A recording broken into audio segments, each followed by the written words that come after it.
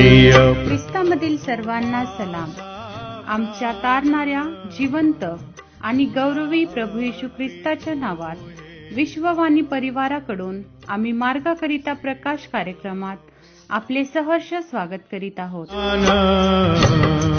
तुला अर्पितो हे गान, तुला अर्पितो हे दान, तुला अर्पितो हे दान, तुला अर्पितो हे दान. रात्रंदिन मनोभावे तुझे प्रेम मी स्तवावे, तुझे प्रेम मी स्तवावे,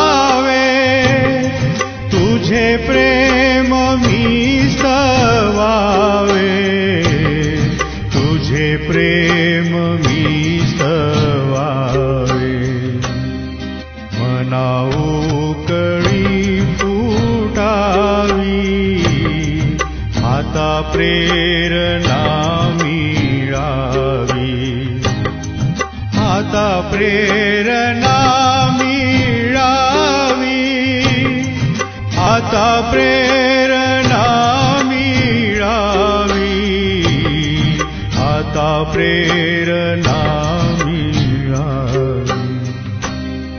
पायाचा सुद करावे, तुझ्या मार्गी त्वरे न्यावे, तुझ्या मार्गी त्वरे न्यावे, तुझ्या मार्गी त्वरे न्यावे, तुझ्या मार्गी त्वरे न्यावे. तुझा अमूल्य प्रसाद. आजच्या म्हणण्याकरिता देवाचे वचन मलाखी याचा पहिला अध्याय 6 ते 10 ही वचने. मलाखी याचा पहिला अध्याय 6 ते 10 ही वचने. मुलगा आपल्या बापाचा व चाकर आपल्या धन्याचा सन्मान करीतो. मी बाप आहे तर माझा सन्मान कोठे आहे? मी धनी आहे तर माझे भय कोठे आहे? असे त्याच्या नामाचा अपमान करणाऱ्या तुम्हा याजकास परमेश्वर विचारतो. तरी तुम्ही म्हणता, आम्ही तुझ्या नावाचा कोणत्या प्रकारे अपमान केला? तुम्ही माझ्या वेदीवर विटाळलेली भाकर चढविता, तरी तुम्ही विचारता, आम्ही कोणत्या प्रकारे तुला विटाळले? तुम्ही म्हणता, परमेश्वराचे मेज तुच्छ आहे. असे तुम्ही बोलता, तेणेकरून तुम्ही ते विटाळता. तुम्ही आंधळा पशु अर्पिता, हा अधर्म नव्हे काय? लंगडा किंवा रोगी असा बली देता, हा अधर्म नव्हे काय? असले अर्पण आपल्या प्रांताधिकाऱ्यास देऊन तर पहा, तो तुझवर प्रसन्न होईल काय? अथवा तुझवर त्याची मर्जी बसेल काय? असे सेनाधीश परमेश्वर म्हणतो. आता परमेश्वराने आम्हावर करुणा करावी म्हणून देवाचा अनुग्रह मागा. तुमच्या हातून हे घडले आहे. तुमच्या या कृत्यांमुळे तो कोणावर प्रसन्न होईल काय? असे सेनाधीश परमेश्वर म्हणतो. तुम्ही माझ्या वेदीवर निरर्थक अग्नी पेटवू नये म्हणून तुमच्यातला कोणी दरवाजे बंद करील तर बरे. सेनाधीश परमेश्वर म्हणतो, तुमच्यात मला मुळीच संतोष नाही. तुमच्या हातचे यज्ञार्पण मला मान्य नाही. प्रभू परमेश्वर या वाचलेल्या वचनांद्वारे आपला आजचा दिवस आशीर्वादित करो. प्रियांनो, परमेश्वर याचकांना विचारत आहे, खरोखर परमेश्वर जर आमच्यावरती संतुष्ट नाही म्हणजे आमची सेवा निरर्थक झालेली आहे. आमची सेवा ही देवाला न आवडणारी आहे. देव म्हणत आहे मलाखीच्या द्वारे याजकांना, आता परमेश्वराने आमच्यावर करुणा करावी म्हणून देवाचा अनुग्रह मागा. तुमच्या हातून हे घडले आहे. तुमच्या ह्या कृत्यांमुळे तो कोणावर प्रसन्न होईल काय? असे सेनाधीश परमेश्वर म्हणतो. देवाचा अनुग्रह मागा, देवाला क्षमा मागा, देवाला कृपा मागा, जेणेकरून आमच्या हातून झालेले चुकीचे काम, देवाला न आवडणारे काम, त्याची क्षमा होईल, तो अनुग्रह करेल आणि आम्हाला देवबापाची सेवा चांगल्या रीतीने करता येईल.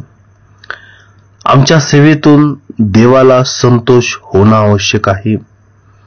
आणि ह्या शास्त्र भागामध्ये 10व्या वचनात आम्ही पाहतो की देवाला संतोष नाही. प्रियांनो, जर मालक जर संतोषीला गेला नाही तर चाकराला कशी कृपा मिळणार?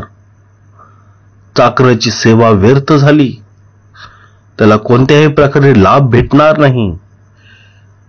जर बाप जर सन्मानित झाला नाही, बापाचा जर आदर लेकरू करत नाही, तर बाप त्या लेकराला कसा अधिकार देणार, कसा त्याला वारसा हक देणार? जे लेकरू आपल्या बापाचा सन्मान करत नाही. देवाचा प्रश्न आहे, माझा सन्मान कोठे आहे? प्रभू परमेश्वराचा प्रश्न आहे याजकांना की माझं भय कोठे आहे?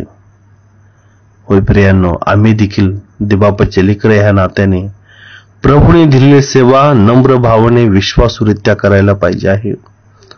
परमेश्वराने मलाखीच्या काळामध्ये, पुरातन काळामध्ये मलाखीच्या द्वारे याजकांना हा प्रश्न केला. परंतु प्रियांनो, आज आमच्या हातामध्ये पवित्र शास्त्र आहे. देवाचे दास सेवक आम्हाला रोज बोध करतात, सुंदररित्या शिकवतात. आम्ही ऐकत आहोत, पण काय आम्ही त्याचं भय धरून, त्याचे विश्वासू दास ह्या नात्याने, त्याचे सेवक ह्या नात्याने आम्ही त्याचं भय धरून काम करत आहोत का? पवित्रतेने, खरेपणाने, कारण की त्याला आमचं काम दिसत आहे की आम्ही कोणत्या पद्धतीने, कशा हाताने काम करत आहोत. आमच्या हाताचे काम पवित्र आहेत का? त्याला दिसत आहे. आमचे काम पवित्र असावे. आमच्या कामाच्या द्वारे आमचा मालक संतुष्ट व्हावा, यासाठी आम्ही काम करायला पाहिजे आहे. आमच्या जीवनाच्या द्वारे आमच्या बापाचा सन्मान व्हावा. आम्ही आमच्या पित्याला सन्मानित करावं. त्याचा सन्मान आमच्या जीवनामध्ये आम्ही निश्चित ठेवावा. यासाठी आम्ही त्याच्या आवडणारे लेकरं बनायला पाहिजे आहे.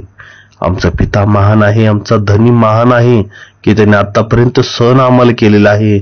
तर आज संधी आहे प्रभूकडे कृपा मागण्याची. देवाकडे कृपा मागू आणि त्याच्यापासून आम्ही आशीर्वादित होऊ, त्याचं गौरव करू. आपण प्रार्थना करू. प्रिय बाप्पा, प्रार्थना करतो जे दुःखी कष्टी आहेत त्या सर्वांना सांत्वन दे, तुझ्या वचनाच्या द्वारे सांत्वन दे आणि प्रभू त्यांना स्वर्गीय आशीर्वाद दे. राजा पित्या, प्रार्थना करतो तू लवकर येणार आहेस राजा येशू प्रभू. तुझा होय बाप्पा वचनाप्रमाणे तो आम्हाला घेण्यासाठी येणार आहे. म्हणून दे बाप्पा, आम्ही तुझ्या लेकरांनी या भूतलावरती तुझ्या वचनावरती विश्वास ठेवून आम्ही आचरण करत, सुवार्थ कार्य करत जागर राहावं, यासाठी आमचं सहाय्य कर. पित्या, तुला धन्यवाद देतो. तुमची प्रार्थना ऐकली, विनंती प्रार्थना प्रभू येशूच्या नावात केली आहे, म्हणून ते बाप्पा, आमेन. मीन काहीच ठेवावे, मीन काहीच ठेवावे, मीन काहीच ठेवावे. प्रिय प्रभू माझा प्राण तुला अर्पितो हे दान, तुला अर्पितो हे दान, तुला अर्पितो हे दान. माझ्या दुःखात माझे सांत्वन हे आहे की तुझे वचन मला नवजीवन देते. आमचा टोल फ्री नंबर 1800-2700-333. आम्ही आपणासाठी या नंबरवर प्रार्थना करण्यास उपलब्ध आहोत. धन्यवाद.